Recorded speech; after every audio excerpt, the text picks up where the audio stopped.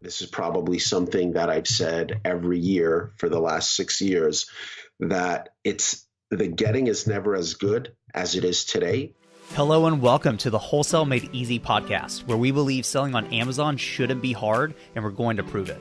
My name is Dylan Carter, and I'm one of the co-founders at Vendrive, a tool that helps Amazon wholesale sellers streamline their businesses, stay organized, and land more profitable accounts.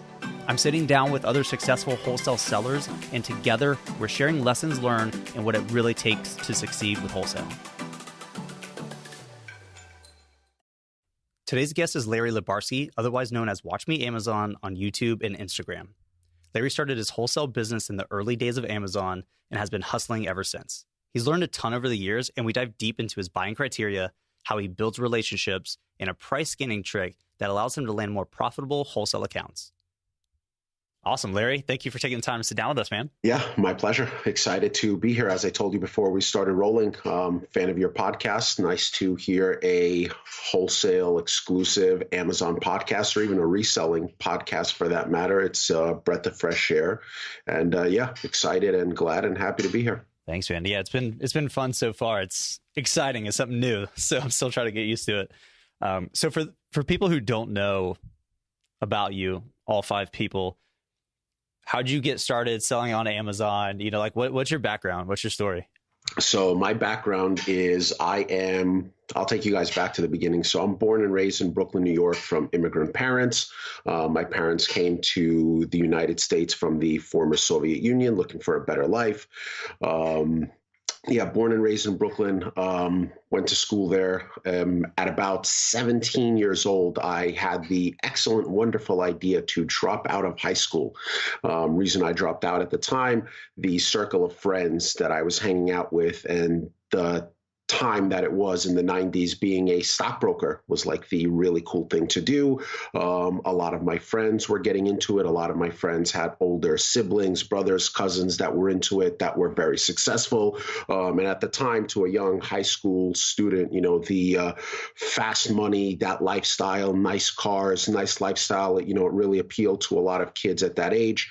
I took a summer job as a stockbroker, excelled at it, loved it, liked it, felt there was no reason for me to go back to school, as a formal education wasn't really a necessity in that business. So my mom came to high school and signed me out, dropped out of high school. Was a stockbroker for about 15 years. Like most businesses that are commission only, kind of like Amazon, that's commission only.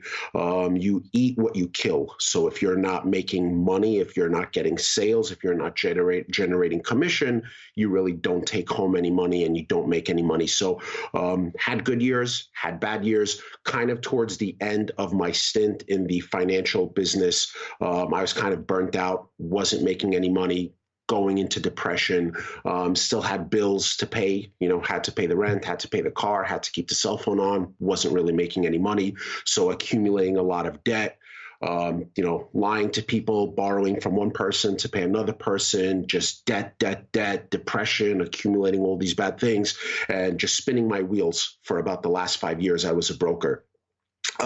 Finally got to the point where I guess I hit rock bottom. So my girlfriend kicked me out of the house, 32 years old, had to kind of tuck my tail between my legs, move back in with my mom, just hit rock bottom and was looking for something to do, anything to do. I had no idea what Amazon was. It wasn't even on my radar. I didn't even know that, selling on Amazon was a thing. So I was just looking for a regular 9-to-5 job. My friend at the time had a eyewear, an optical store, and he was looking for someone to help his customer service in the optical store. He had like a little website where they would sell glasses online.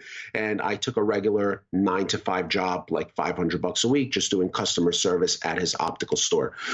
It turns out at the same time, him and another one of my friends were diving into the Amazon business. They had started a Amazon FBA business in the US.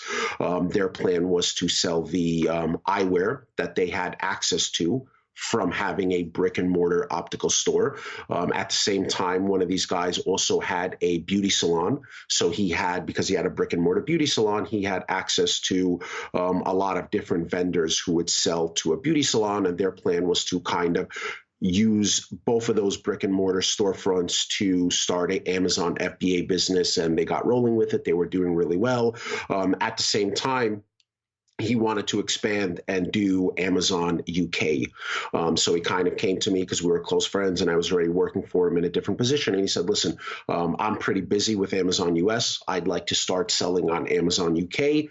Here's kind of how it works. And he showed me the basic, this is how sales ranks works. This is how the Amazon calculator works. The gist of it is we're looking to buy low and sell high. Why don't you do it for us? Take over the Amazon UK business. We'll give you a split of the profits. And it was just something that, I jumped at the opportunity, still kept my regular 9 to 5, but nights and weekends, I put my blood, sweat, and tears into building up that UK business. And I think within a year, we turned it into a very successful 7-figure US to UK wholesale FBA business. So that's kind of, in a nutshell, how I got started with Amazon.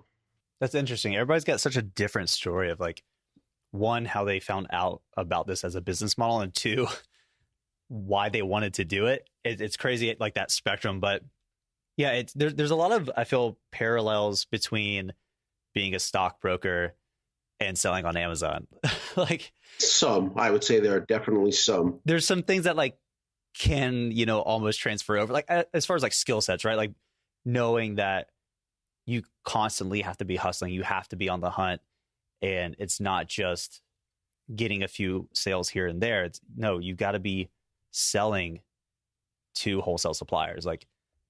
To me, that's the biggest thing that people don't realize or haven't been exposed to, which is just, you're not placing a e-commerce transaction, you're making a deal. And so you have to be able to sell your business to a wholesale supplier. And then, people hit that no and immediately kind of want to run the other way. But no, you got to dig in, you got to add all that value. I think more so than even just closing a deal, a big part of the business is we are in the people business. We are in the relationships business. I always make it a point to get personal and try to build that relationship with all the vendors that I have, be it at brands or be it at distributors. And of course, the skill set that I had accrued being a stockbroker, being able to talk on the phone, being into telephone sales, being able to pitch people, being able to close deals. I think that definitely, will make the difference between someone who is just trying to close a sale or close a deal versus someone who actually nurtures and develops that relationship with people over time. Yeah, that's a great point, because you can get to a point where you have these relationships so strong that they're calling you when they're launching new products, that they're coming to you first versus anybody else. I mean, that's how you get exclusives. We hear this all the time, whether through email, or Facebook group, whatever, which is, hey, I'm brand new. How do I get exclusives? It's man, that's, that's not the jump. There's a lot more between there before you get to those exclusives. So I like how you approached it. And I've seen you obviously Instagram and following you for a long period of time, but I like the strategy of partnering with brick and mortars. You see this as a barrier for a lot of sellers of, well, they won't approve me unless I have a brick and mortar, a place I can display. And it's not that it's a easy nor a hard thing to solve, but there is a solution. So you went about it in a pretty strategic way. Can you kind of describe how you went about that? So I think there are different levels to how you build a wholesale business. And specifically what I'm referring to is you kind of have to use what you have available to you, your network of friends, people you may know, family you may know. And you say that it was strategic. It wasn't really strategic. It's just what I had available to me at the time. So I had a friend that had a optical store, a brick and mortar. So naturally he has, with this brick and mortar, the ability to open accounts with eyewear vendors that'll only sell to brick and mortar stores. Other people who don't have that optical store brick and mortar won't be able to open some of these accounts, and it gives you kind of an advantage, or it gives you a niche that not everyone has access to. Same thing with the beauty salon. It wasn't that I, planned out that this is what I'm going to go do. I just looked at my life, what's around me, my network, my friends, what's available, what I have access to. And those were the things that popped up, the beauty salon and the optical store. Very possible to build a business without that. But if you have access to that, it's definitely something that you want to take advantage of. Right now, I'm looking at trying to find a new warehouse space where I can also have a brick and mortar store there. I don't want to go out of my way and open my own separate brick and mortar store, but if I can find the space that kind of merges the brick and mortar in the same location as my warehouse for the same price, I think that'll be a benefit. But, I eventually had a falling out with the people that I was doing business with. So at, 2 years in, I lost access to the brick and mortar optical store, and I lost access to the brick and mortar beauty salon. And to this day, I don't have my own brick and mortar store, and I've been able to make it work regardless. It's just, in this business, you want to definitely play on your strengths. So if you have that family member that has a store, if you have someone or know someone that knows someone else that has a distributor or has a connection to a brand, just, use your surroundings, use what you have in your network to build on your business. That's very much like the Gary Vee philosophy of being self-aware and knowing like what are your unique advantages. I like when people approach us and say, well, what's everything that I need to get started? And like to a certain degree, you can answer that question, but it really depends on what they have, right? So if somebody comes to us and says, how much capital do I need to get started? As if me saying $5,000, $10,000 changes anything, you still have what you have to get started. So being self-aware, knowing, like you said, your competitive advantages, who do you know, who can you work with, and getting a lay of the land, and then using that as fuel for getting started and growing that. Yeah, that's a very important point that a lot of people don't consider. And it just goes to, the whole business. You should do a self-assessment to see if even wholesale is something that you should be doing based on your personal strength, your personal attributes. If your geographic location, maybe, you don't want to be on the phone trying to open accounts and build relationships with vendors. Maybe you're not good at that. Maybe you're better off. Maybe your skill set is better off to retail arbitrage.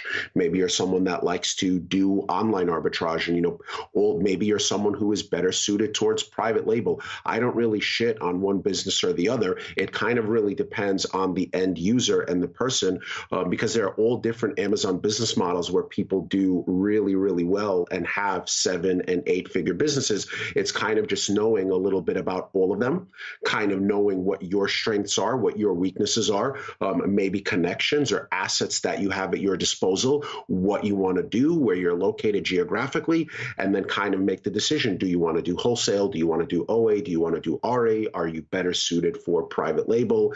And just, looking at yourself in the mirror and kind of knowing what the strengths and weaknesses are definitely goes a long way in terms of picking the right business model. And that in itself could, make or break your business if you're more suited for private label, but you go into wholesale, or if you're more suited for wholesale and you go into private label. All of those things, are very important.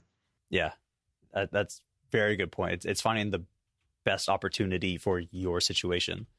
What was the hardest, or should I say the biggest hurdle for you when you went out on your own, you lost the brick and mortar connections, and you had to just figure it all out? How did that go? So the biggest hurdle for me then, and it's probably one of the big hurdles now for any fast-growing FBA business, is funding. So I had 2 years worth of knowledge. So I knew how to build a business. I knew exactly what to do. I had proof of concept. I have built a business from 0 to 7 figures. I knew different vendors. I knew products. I knew everything that needed to be done. I just didn't have capital to start off with. So what I did was I reached out to a couple of friends. One of them was willing to invest money into a business, and he took an equity stake in the company, and he's a partner till this day. We didn't start with a huge amount. We started with 50 grand. Some people might hear that and think that's a huge amount. You don't need to start with 50 grand. The only reason why we started with 50 grand was because we had more than 50 grand worth of stuff to buy. So if we only had 5 or 10 grand worth of products to buy, you only need 5 or 10 grand. You don't need 50 grand unless you have 50 grand worth of stuff that you need to buy today.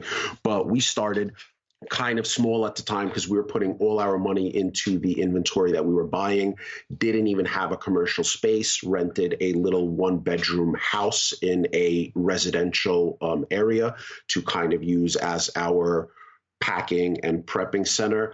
Before that, we actually worked out of a small apartment on the 13th floor where we would prep everything and bring boxes downstairs via the elevator. And we were in no rush. Once our business took off and we started getting deposits and reinvesting that back into the business, and more disbursements and reinvesting, and more disbursements and reinvesting, as our cash flow started to grow, and as we maximized the spaces that we were in, to the point where there was boxes stacked up to the ceiling and you can't even move anymore, only then did we consider doing the next steps, looking for a warehouse or something like that. Yeah, I like seeing the picture on Instagram that you show of that house with all the pallets, prepped and wrapped and ready to go. It shows that you don't need a warehouse day one. You don't need a lot of things, but something that's very important that you brought up and mentioned was that you used that 50 grand because you had 50 grand in available inventory to purchase. Yes, I had the stuff ready to buy. I just don't have the loot to buy it. Right. So, there are a lot of people who can say, oh, I have 10 grand, I have 50 grand, I have 100 grand, but only then they start sourcing. And they're, as finding products isn't the most easiest thing out there. So you might have 50 grand. You're not going to find one product and put that 50 grand into one product, but you might buy $1 grand worth, $2 grand worth. And then that 48 is just sitting there. You don't really need it unless you have the stuff to buy. It just so happened I spent the last 2 years building a business and had this whole list of products that I would buy today had I the money. But again, if my friend didn't come through with 50 grand, if he came through with 30, if he came through with 10, if he came through with 5 or even 3, I would have taken that 3 grand. I would have looked at that list of everything we had to buy, and I just would have bought the top $3,000 worth of those products, spun that. It would have come back as 5, would have reevaluated the list, bought the 5 grand worth of the best, and just snowballed and spun it that way. So you really don't need $50,000 to start a wholesale business. You don't need a commercial address per se. You don't need a warehouse. You don't need a brick and mortar. I would say realistically, you probably need $4,000 or $5,000 to start, a legitimate business entity, a website, a professional email address, and that's pretty much it. Everything else can be done as you progress through the process and make progress. And one of the things that I really like about wholesale is, compared to most other business models out there, it is, in my opinion, relatively low risk. So you don't have to gamble a lot, because everything that you're buying has a sales history and, a reason and a track record behind it. So, it's pretty comfortable saying that wholesale is probably, if not one of the safest business models on Amazon. Yeah, I couldn't agree more. That's one of the big benefits that we like to share. And it's, why we chose that business model ourselves. It's like you said, you're using historical data to make fairly accurate assumptions, and then you're testing those assumptions. And if they prove correct, okay, now let's go deep on this product, right? That's if you have even a business model where you want to go deep. So, a lot of people don't know, within wholesale, there's different models of wholesale. There are people that have 7- and 8-figure wholesale businesses that are based around strictly going deep in a few SKUs. There are people that also have 7- and 8-figure wholesale businesses that go not so deep, but more wide with a ton of different SKUs. There are people who, have wholesale businesses, very high ranked, low margin, or very, poorly ranked, but higher margin. There's a ton of different ways to do it. What's your preference, within those kind of models? What do you like to kind of stick with? So I don't go super deep on any products. I mean, everything's kind of on a case by case basis with me. But there are wholesale sellers that like to go super deep to the point where they buy pallets and pallets worth of a single SKU, and then they're kind of just sitting on it and selling it through the year. I like to go a little bit more wide. Maybe perhaps I'm leaving some money on the table doing it that way, but it's more of a safety thing and it keeps me liquid. So if I needed to, like if the house was on fire and I needed to, sell out my Amazon account, I would say I would probably sell out 80 to 90% of my inventory inside of 3 months. And, speaking to that safety and that, not taking a big risk, it definitely helps with that as well. I mean, because I'm not buying, thousands and thousands of a single SKU. If I'm on a SKU, Amazon comes along, kills the price, someone else kills the price. I might sell it at a break even or a small profit or even lose a little bit of money, but I'll be able to, liquidate that position and get my capital back and just take it and put it into something else, make a better investment per se. So I like to do a little bit more on the wide side than deep. Yeah, I like that too. So what I personally like to do is maximize as much as I can that specific SKU without going deep in the sense of I'm carrying over 30 days worth of inventory. Right. If I can churn inventory every 2 weeks, I'm keeping that liquidity very high. And like you said, in something that's very important, where a lot of new sellers get hurt, is they go too deep and they get left with a lot of inventory in stock. And like you said, Amazon comes in, a seller comes in below map, or there is no map. And I'd rather get caught with 20 units than hundreds of units. And so, I mean, people that go super, super deep in terms of like 6 months, a year's worth of inventory, that is, in my opinion, very, very risky, because it's not easy to get out of that. And so it's just a bad situation that can end up locking up so much capital. And to your point too, you're constantly looking at other products and comparing them. So yes, that might be profitable, but in comparison, there might be a better investment. And that's what you're really looking at. So I like to go slightly deeper than just 2 weeks or a month. I typically buy 2 months worth of inventory, sometimes even 3. But, what I'll always do, even as, an 8-figure seller or someone that has a lot of buying power, almost anything that I buy, I'll start off with a small test order. So I won't buy 2 weeks worth or a month's worth or 2 months worth of anything. If it's my first time buying it, I'll probably buy like a case or 12 units, 24 units, make sure that I can sell through it, make sure I have no problems, make sure no, policy violations pop up or something like that. And then I'll just test that product once, maybe twice. Once I'm comfortable with it, then I'll probably buy 1 to 2 months worth of inventory and start, spinning it that way. That's one of our favorite things is risk mitigation. So just because it looks great doesn't mean that it actually is, because you might order 3 pallets because your estimation says you can move 2,000 units a month, and then realize there's a policy issue or the price just gets destroyed while it's being shipped in. So yeah, we like doing like max, and this is a high max of 50 units for a test order, and that's assuming a very high velocity. So placing that, letting it go through, making sure, like you said, you can sell through, do that maybe one more time. Okay, everything checks out. Now it completely makes sense for you to go deep on that listing versus saying, well, Jungle Scout's estimator says I can move 1,000. I'll just buy 1,000 units. Like that's very, very risky. And that's not what we're doing with this business model. You're not gambling. You're making calculated investments. Yep. That's, I've said that before. It's almost like a mini version of the stock market, to where you're making these small micro investments. So you have 10 grand to spend, you have 100 grand to spend. You look at all these different investment opportunities out there. You look at the history, you look at the trends, you look at who's been selling it for the last, 6 months or whatever. And then you make these small little micro investments and, just spin that money and, kind of like compounded interest, make a little profit, reinvest it, make a little profit, reinvest it. And it's, pretty cool to look at it that way. Yeah, it's funny now that you mention it. I've always called my inventory a portfolio of products because that's the way I view it, right? I want very low maintenance products that constantly, I guess in this analogy, spit off a dividend. and it works. I like it. It's a beautiful business model as a whole. So how long have you been doing this, like in total now? I started, it was right around the middle to the end, second half of 2012. Okay. So we are going on about 6 years. So you've seen a few things change with the industry as a whole, things maturing, getting a little tougher. Correct. Prices getting a little thinner.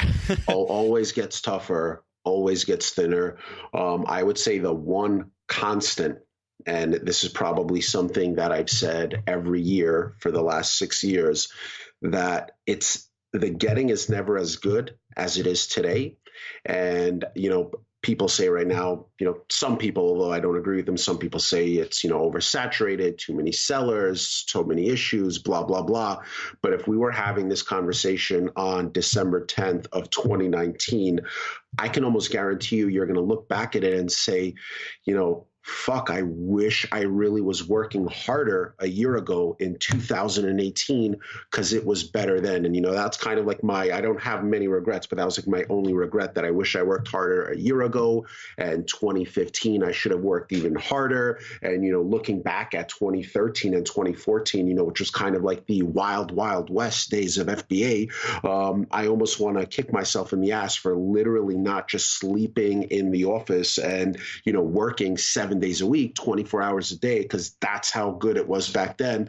But the business always gets a little harder, gets a little more complicated, a little more issues to deal with. So it's, never going to be as good as it is right now. And I say that to say people who are procrastinating, people who are in the business right now working, even people who are building a business nicely right now, work harder, because it's the getting's only as good as it is right now.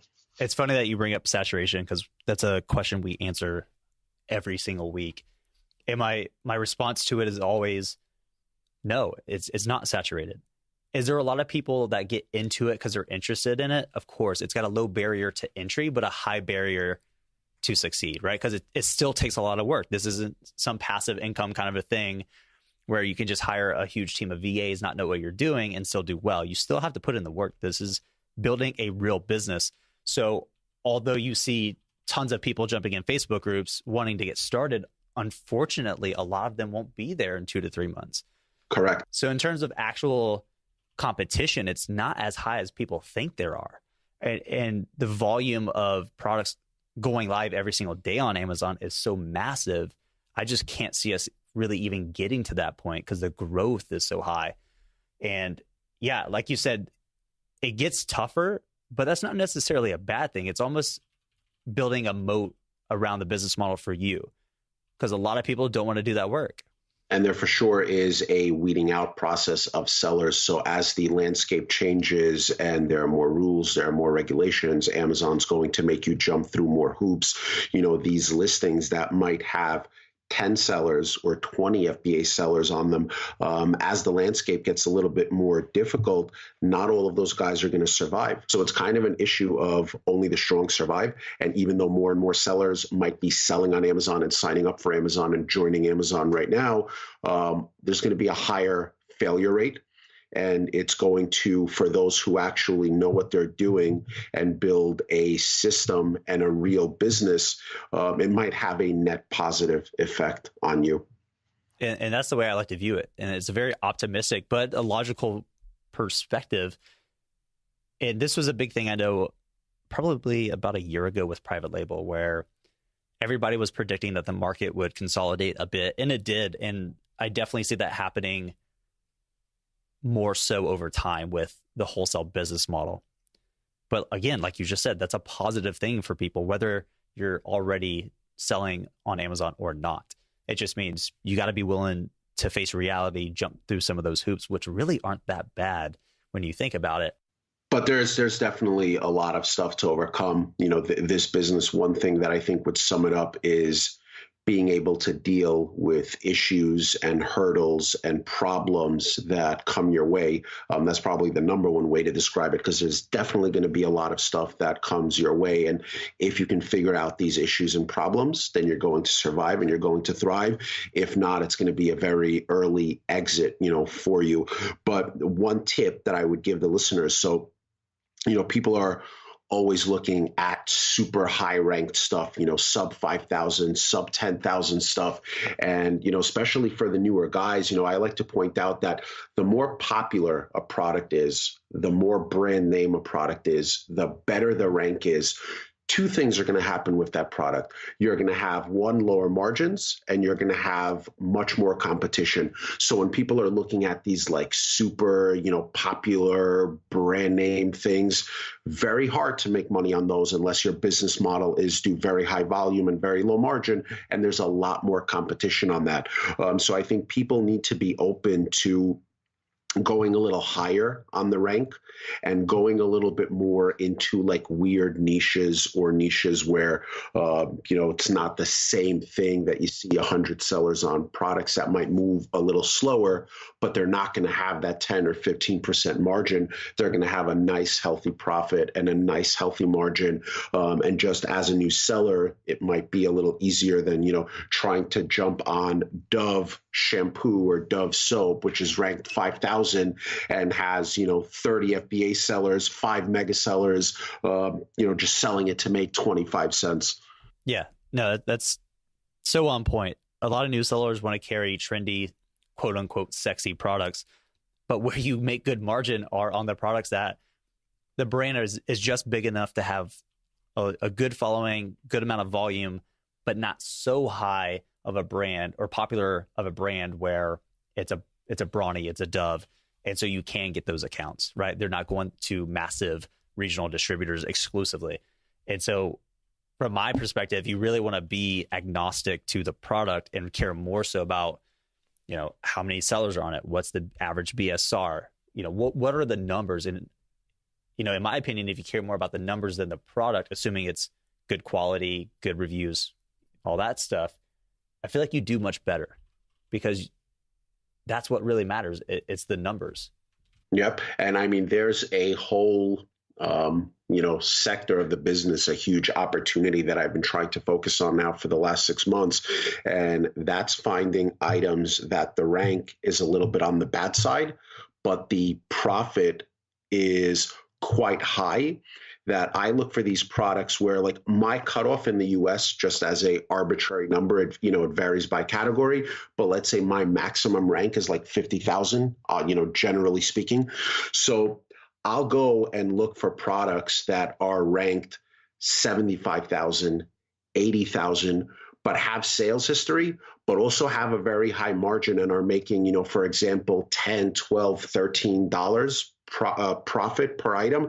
And I'll look for these opportunities where I can come in and actually lower the price. So I'll look for items that are ranked, 75, 80,000 that are making, 12, 13 bucks. And then, say to myself, if I can lower the price of this to where, all right, I'm not making 13 bucks, but I'm making $7 or I'm making $8, what kind of positive impact is that going to have on the rank? And then I find these kind of like diamond in the rough type products where I buy them, do a small order, test them out, look at this crazy margin product that's making 20 bucks. 20 bucks is a little too much. Let's see if we, change things around, if we make a $12 profit or a $10 profit. And then the rank will jump from 75,000 to 30, 35,000. Super nice margin on it still. I'm the only seller, maybe someone else, as opposed to, fighting for crumbs with 100 different sellers on a super ranked listing. Yeah, because your net per month still making more by lowering that price per unit. Yep. So you're playing on the economy of that, which is really key. And I know a big thing with you is negotiating with suppliers and making sure you're being competitive in terms of your costs too. How do you approach those conversations? I mean, it's super simple. There's no secret to it. I mean, just, asking for a discount. Just saying, kind of initially prepping the vendor or the sales rep and, telling them, hey, I do a lot of business. I can potentially buy $10,000 or $50,000 or $100,000 worth of product from you per month. But in order to do that, the pricing is going to have to be very competitive. And, that's kind of it.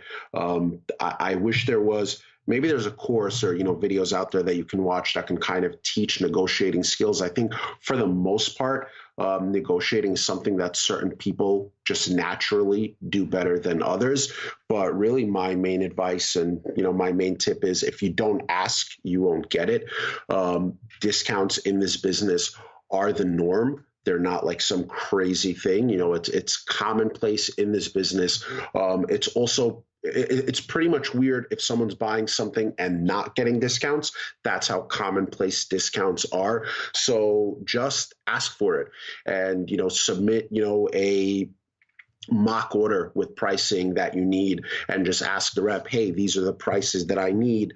Can you get me these prices? How close can you come to these prices? And, if a product doesn't work or they can't give you, if you need 15%, but they can only give you 5% and it doesn't work, then it doesn't work. And, don't be afraid to pass. But it's the squeaky wheel gets the grease. I think that's how the saying goes. It sounds right. It sounds good. I like it. I don't want to do a George Bush and get the saying wrong. There you go. But, yeah. Oh, I used to love watching those. So yeah, it's interesting because and that goes back to what I said earlier, where a lot of new sellers approach these transactions as a e-commerce transaction where they're the consumer, where it's just the price is the price. And that's absolutely not the case. This is a business transaction. That means there's flexibility on both ends. They might be able to give you, 10% off the bat, but you need 15. Maybe you can increase your volume a little bit and they can get you that extra bit. It's going back and forth. Like you said, you can always submit a mock order and just say, hey, send me a quote for this. Let's work together. Or send them the prices that you need. So, a lot of times I'll get a list and someone will say there's no discount on this list or whatever. And I'll run the list at -10 or 5% anyway, and then come back to it and say, hey, this is what I would like to buy with these prices. How close can we do? But yeah, a lot of it is also at the start of the relationship, just prepping them for them to know how your business works, for them to know right off the bat that, you're looking to move a lot of product, but you need the right price, you need the right margin, you need the right discount. Without a discount, I don't really think we can do a lot of business. But I like to ask, when I'm opening a new account and speaking to a sales rep for the first time, I just like to ask them, hypothetically, if we're doing $10 or $20 or $50,000 worth of business a month, on average, I might vary item by item, brand by brand, but on average, what is the typical discount I can expect to get off of wholesale if I'm doing big business with you? Some people might, typical response is, I don't know. In which case I would come back to them and say, well, is, 5 or 10% something that's doable? And they might say yes, or a little more or a little less. And, just ask for it. But people should also realize that, wholesale is about volume. Money does talk. If you're going to talk a good game and tell someone that you're going to do a tremendous amount of business and you want 20-30% off every order, but then you're making 1,000 or 2,000 per orders, it's fine, because at the end of the day, money does talk. Yeah, that's such a newbie thing where you heavily negotiate for discounts and then you start placing $500 orders for the next 3 months and then never call the supplier. You only, communicate via email, and then you just, you basically like ghost the supplier. So like, that's my biggest pet peeve, because to the whole point about building a real relationship with a supplier, you got to be able to back it up. That's why I like telling suppliers, listen, if I can spend 20, 30, 50 grand with you a month, I will, but I can only do that if it meets X, Y, and Z on my end. Right. So I'm not guaranteeing that I'm going to spend that money, but if I can profitably and I don't even have the money, I'm going to go get that money, because that's a great opportunity that just for myself, I'm not trying to pass up. Do you have like a specific buying criteria that you follow, or is it kind of case by case basis? I have a general criteria, but everything is on a case by case basis. But just speaking generally, I look for at least a 30% ROI on a product. I also look for a minimum of a $4 profit. Again, it's case by case. I make exceptions. Sometimes I go as low as 250, $3, but everything is on a case by case basis. So, I won't take 30, 40%, but only a dollar profit. So it has to kind of check both of those marks. So 30% and $4 minimum. And then depending on the category that it's in, there is going to be a maximum rank criteria.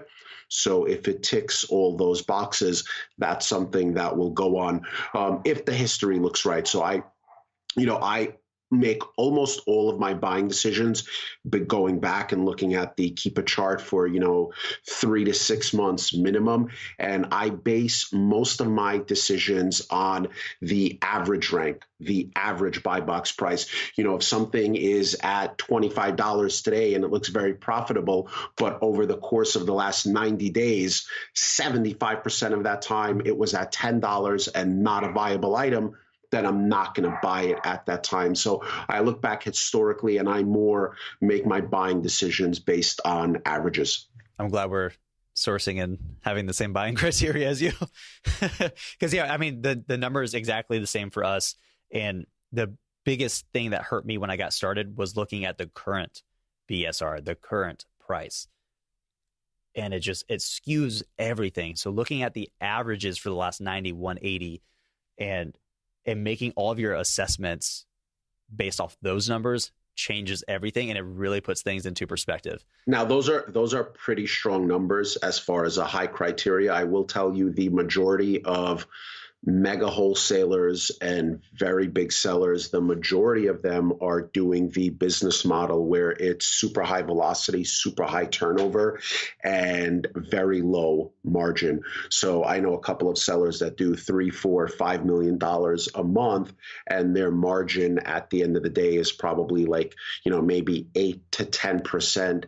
If even that much is going to be profit, but they're working on such big numbers where if you're doing 2-3 mil gross sales, even 3% of that at the end of the month, it's huge numbers. But I think what dictates that is how much capital you have. So the more money you have, once you max it out, then you can start lowering it. So if you have X amount of dollars and you're at that 30%, $4, max, and you bought everything that you have access to buy, that's it, and you just have some cash left over, then you could lower that criteria and loosen it up a little bit and then go from 30% to 20%, from $4 to $3. So it all depends on, your sliding, on a sliding scale between how much money you have versus what the criteria of products that you should look for. And when you're someone who's starting out and, have 3, 4, 5,000 to start with, you should be a little bit more conservative and a little bit more stingy. And that's why I mentioned earlier,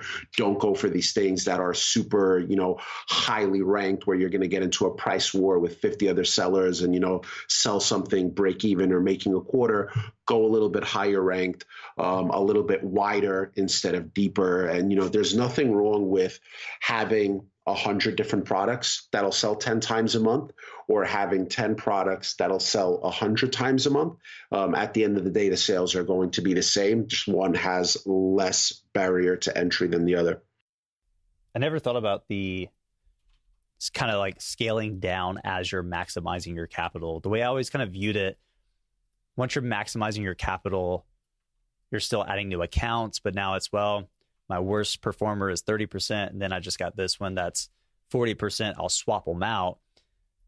But I never thought to consider kind of scaling down. Well, so most people don't have the problem of I just have more money than I know what to do with. So what you're referring to is probably you have X amount of dollars and you probably spend those dollars every month, in which case you want to, one of the things we do every week is we look at our cash flow, how much money we have. We do a whole cash flow report on our end, and we maximize what we're going to buy. So if we have, if we're down to our last 10 grand and we have 2 products that we can buy, we're going to buy the one even if they're both great, we're going to buy the one that's the combination of best return, fastest mover.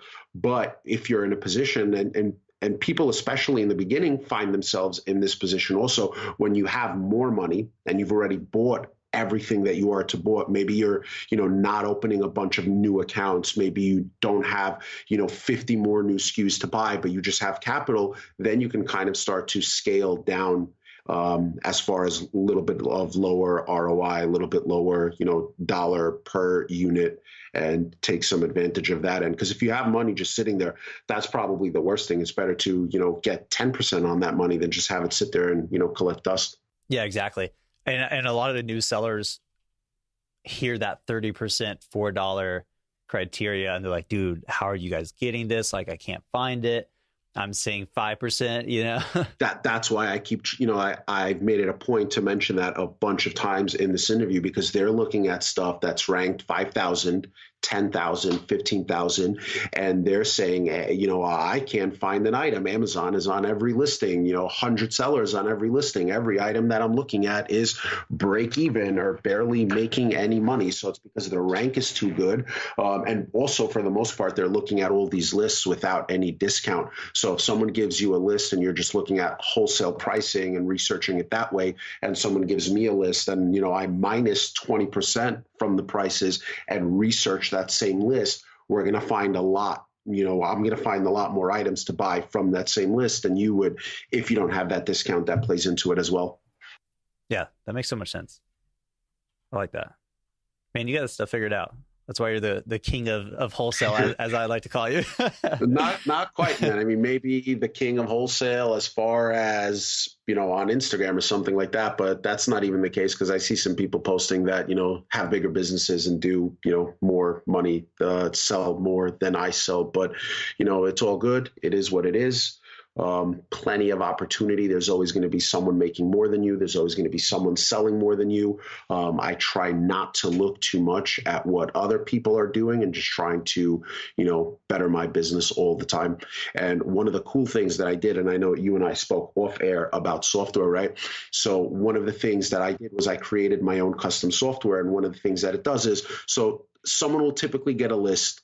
They'll research that list. There's 10,000 items on it, 50 of them will be okay, or 10 of them will be okay. They'll buy that 10, they'll keep their eye on that 10, and then they kind of just forget about the rest of the list, because at the time that they searched or sourced that list, none of those products work. And then maybe real go-getters will, once a month or once every couple of months come back to that list and resource it. But what I did was I created a software that takes that whole list and kind of tracks every single product on that list, and starts keeping track and making average price, average rank, average duration that Amazon is on the listing, all these things. And I'll take that whole list and I'll import it into my system. And, maybe we'll source it today and there'll be 10, 20 items from that list. But then tomorrow, another 10, 20 will pop up. And next month, another 10, 20 will pop up. So people have to really, go back and look at some of the stuff. Because when you're sourcing a list, or when you're, looking through someone's catalog, you're kind of just getting a snapshot in time of how that product looks today. And that's why I say I always, go back and, make most of my decisions based on how the product looks, not today. And I'm looking at a product, and that product today, I'm only making $1 on it. There's only a 10% margin on it. Today, it's a crappy product, but I'm still going to buy it because I'm looking at this product for the last 6 months. And even though today it's, selling at 15, the average over the last 6 months is 25. So today it's a losing item, but I'm still going to buy it because, 90% of the time for the last 6 months, it's been a good, viable item. So it's, it's really, like you said, a numbers game and a numbers business. Yeah, I was just about to say, like, the higher you go, the more you're managing, it comes down to the numbers. I like how you approach that. And what you said, it makes so much sense. What you're looking at is that snapshot of right then, here's what's going on. But being able to look at those averages and see, okay, actually, this product is just undervalued right now, but 90% of the time it's actually much higher. So that's not really that big of a deal when you look at it from a different perspective. So what's next for you with everything that you're doing? Well, what's next for me is a good question. I kind of feel like I have so much on my plate with trying to grow my Amazon business and what I've been doing on social media with Watch Me Amazon. I'm currently in the process of working on my course / mentorship community, which I've been working on for the last probably 4 or 5 months, and it's taken a lot longer than I initially thought it would. But I mean, that's a good thing. I'm trying to, create something that has that's real quality and not just, put out a course to do like a money grab or something like that.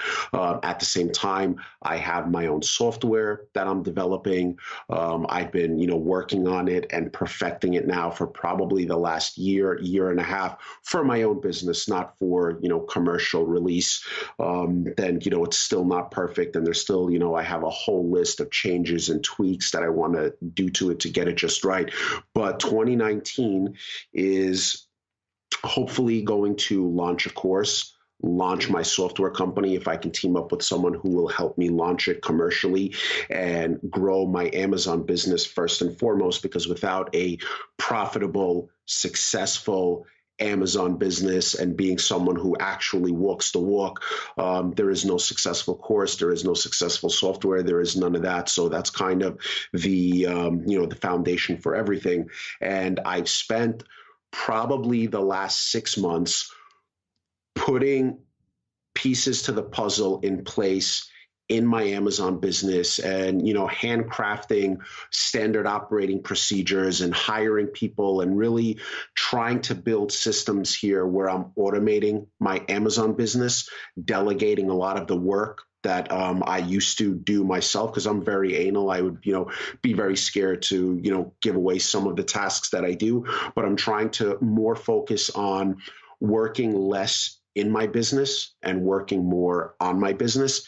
And, since I also have the goals of doing a course and helping people get into wholesale and, making software, which, in my opinion is going to be the sickest software out on the market. These are all things that really take time. And if, I'm just working in my business 5 days a week, I won't have the time to do it. So I'm kind of trying to make my business run on autopilot. And big part of that for me is my software, which kind of does 90% of the tasks that I would do manually and autopilots that, and then just make standard operating procedures and putting the people in place to, delegate the majority of the work. Yeah, it's a lot to manage. We know that first and foremost. Yeah, for sure. It's putting yourself kind of in a corner and being like, all right, we got to make this work, which is a good thing though. And I've seen the outline, or at least a portion of the outline of the course that you have. And it's in depth, man. Just going based off the subheaders that I saw, it's in depth. It's not like, here's one sourcing strategy and that's what you get. It's like, no, it's the business. The course is not even available. Hopefully it'll be available like January, February time. And I'm not here to, pitch the course or try to sell the course, but I want to make it accessible for everyone. For someone who is brand new and doesn't know the first thing about Amazon, I want the course to be for them. And then for someone who, maybe like yourself or who already has a 6 or 7 figure business and wants to take it to the next level, I want the course to be for them as well. The main selling point of it for me is not even the course, but the actual mentorship that would come along with it. And I mean, you would attest to it that as a wholesale seller, the actual course that you would buy, it's just like the foundation. It'll teach you the basics, all the stuff that you need to know. But all the real lessons that anyone learns happens along the way, well after you've already taken any course that you can take. So the lessons come day to day while you're working on stuff, problems that are arising, problems with your account, problems with vendors, problems with products on the marketplace, and dealing with that. And, having someone who you can kick ideas back and forth with, kind of, holding your hand from like a mentorship aspect, kind of like the group that you have on Facebook. I think that'll go a long way into helping sellers on Amazon in the wholesale space. I agree 100%. It's oddly lonely with this, like there's a lot of communities, but it's still lonely at the same time, like during the day-to-day figuring stuff out, hitting all these roadblocks. So having that person, like you said, you can kick back with and kick around some ideas and have them help you get over a lot of things is a huge time saver. And it ultimately saves you money too when you think about it, if not, specifically. So that's good to hear. And one of the things that's taken up a good chunk of my time for the last 6 months is really, everything I knew in my Amazon business is in my head. So like I know everything that I need to do, everyone's role, all that kind of stuff. And, about 6 months ago, I said, I really need to put this down on paper that, if someone wanted to buy my business and I leave tomorrow, the business is not really worth much because I'm the one-man show. I'm the person running it. So I really wanted to sit down and craft these amazing standard operating procedures where, they're just written out, so detailed on video. Everything is step by step, and I can take these SOPs and give it to the person who's going to source items, give them to the person who is going to contact vendors, give them to the person who's going to look for vendors, do all these kind of things. And, I've spent the last 6 months crafting those SOPs. They've helped me tremendously in my business to delegate a lot of the stuff that I used to do. Like I used to do all the ordering until very recently for all of my accounts myself. It would take up at least 1 to 2 days of my week. And in my position, that's not something that I should be doing and spending so much time on. But it's difficult to find someone to take the time and teach them exactly how you want to do it. So I made all these amazing standard operating procedures that, I think are very good. They work for me. And in the course, I am going to include all of them as well. I would just say that in the beginning, when you're starting out, do it all yourself. Don't look to outsource. Don't look to find VAs to do it. Do it all yourself. But when you hit 6 figures, 7 figures, your business is doing very well, you have a very, very good grasp of everything, then you absolutely must outsource as much stuff as possible to really take your business to the next level. Because I'll tell you one thing, people get very burnt out in this business. And I find one of the main reasons why they get burnt out, they contact maybe, 10, 20 new accounts a month. And from those 10, 20 new accounts, maybe they'll find one good one. But for the most part, if you contact 20 accounts in a month, you're probably not going to have any luck, and all 20 of them are going to suck. And then when you do that for a month, 2 months, 3 months, you say, look, I've been doing it for 3 months. I'm contacting vendors. I don't even have one account. I can't find one product, and you're just burnt out and you don't want to do it anymore. So I find that you have to contact at least 100 minimum suppliers every month, if not every week. And if you contact 100 suppliers a month, then you'll get 1, 2, 3 good ones. And if you get those 3 good suppliers, your first month, and you have some products and you're gaining a little traction, you won't get that burnout. And it's super, super important. And it's easier said than done. But then when you're when you're doing 6 or 7 figures, then you want to delegate that to someone. And then if you really want to get nuts and crazy and you really want to get your business to the next level, delegate it to someone in a way where you're contacting 100 a week. What happens if you're contacting 300 a week? If you're contacting 300 a week and only 1% of them are positive, you're going to have 50 new accounts a month. If you had 50 new accounts a month, there wouldn't be enough money out there for you to buy all the kind of products that you can buy, So again, going back to your point, all a numbers game in this business. And that's kind of where how stockbroking was also, it's how many leads do you have, how many phone calls you're going to make, how many pitches you're going to throw off. And the more numbers you dial, the more people you get on the phone, the more people you get on the phone, the more sales pitches you throw off, the more accounts you're going to close. So, big difference between the person who pitches 3 people a week and the person who pitches, 30 people a day. 100%.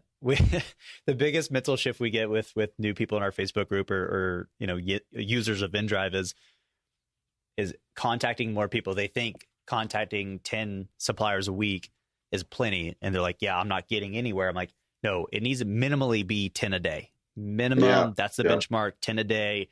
Like you said, you got to play the numbers on that. But if you know the numbers, that's cool because now you can scale it out.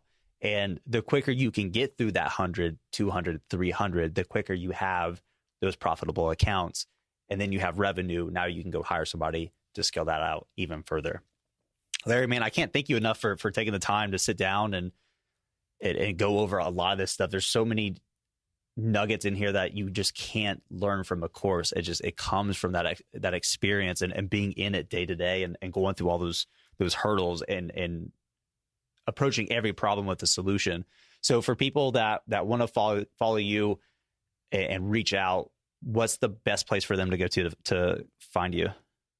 I would suggest watch me Amazon at Instagram, watch me Amazon on YouTube, and watch me Amazon on Facebook. And you can also watch him Amazon with Gary V, which I'm gonna tag that video in there. That's pretty cool, man. Yeah, man. So I actually, I'm doing a barter with Gary V. Gary V likes to put out these barters where, you buy one of his products or you support one of his ventures. And I spoke to him the other day about appearing on my YouTube channel to do a show that I had an idea to do. So much like your podcast, one of the things that, before I started doing anything on social media, I was always taught as an Amazon seller, you want to be very hush-hush. Don't tell anyone what you're doing. Don't tell anyone about your products. Don't tell anyone anything. This is the only way it's done, and that's how it is. And I realized after I've become active on social media these last 2 years, I've met so many people that have different business models.